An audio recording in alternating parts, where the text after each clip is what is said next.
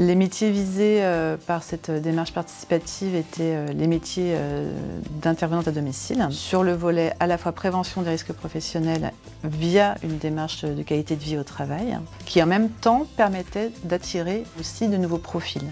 Historiquement, les métiers d'aide à domicile sont des métiers avec une forte pénibilité et beaucoup d'accidents de travail. La démarche qui a été la nôtre était de donner la parole au sein de groupes de travail d'une démarche participative collective. Nous sommes écoutés au sein des réunions. Ça permet aussi de se rencontrer entre collègues, puisque nous sommes quand même des professions où nous travaillons seuls avec les usagers. Donc là, on a une réunion mensuelle qui nous permet aussi de nous rencontrer, de dire ce qui va, ce qui ne va pas, proposer des solutions. L'évolution qui a été également celle du service, c'était de travailler sur le management et sur le relationnel au sein des équipes, à savoir mettre en place un management bienveillant avec des temps de réunion d'équipe sacralisés. C'est être proche de son équipe, être proche des aides à domicile, bien les connaître pour les accompagner au mieux lors de leur mission à domicile. Le management a carrément changé, on va dire. C'est un management bienveillant, on se sent écouté, on se sent valorisé. Elles ont également fait évoluer leur métier par leurs propositions et aujourd'hui on a beaucoup d'intervenantes qui animent désormais des actions aussi bien au domicile des usagers mais également au CCAS.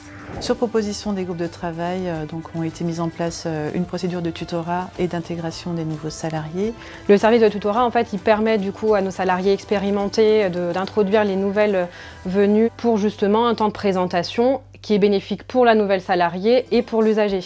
Plusieurs intervenants nous ont proposé d'expérimenter de la mobilité douce. Comme on intervient beaucoup en ville, c'est quand même au niveau écolo, c'est sympa et puis c'est ludique. Il y a un petit côté aussi sportif, on fait un petit peu de sport, on s'entretient.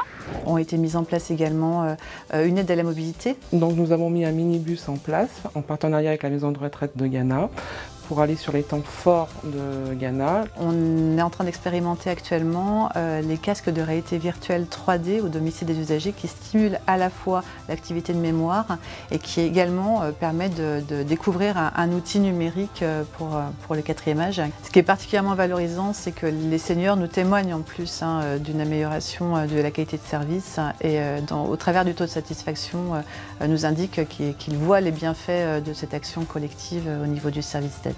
La bientraitance passe aussi par le personnel et il fait bon vivre au sein du service à domicile de Ghana.